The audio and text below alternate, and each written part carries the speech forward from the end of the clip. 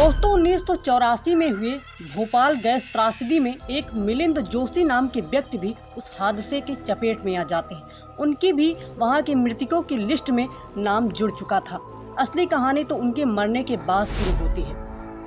उनके मरने के लगभग 3 साल के बाद वो जिस क्वार्टर में रहते थे उसी क्वार्टर में एक फैमिली शिफ्ट होती है, जिनमें एक पति पत्नी और एक 5 साल की उनकी बच्ची होती है। जब वो पहली रात उस कमरे में सोने के लिए लेटते हैं तो पहली ही रात उनकी बच्ची अचानक से डर जाती है और सुबह होने के बाद अपनी माँ को बताती है कि मम्मी, रात को यहाँ से एक बूढ़ा आदमी झांक रहा था और मुझे बुला रहा था।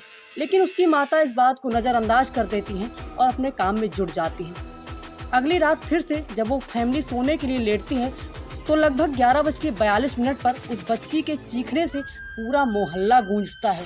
यहाँ तक कि कुछ लोग मोहल्ले के उनके घर तक पहुँच आते हैं और पूछते हैं कि क्या हुआ। तभी लड़की डरी सहमी हुई आवाज़ में बताती है, रात में इस खिड़की से एक बूढ़ा आदमी झांक रहा था जिसका चेहरा जला हुआ था और बहुत ही डरावना था।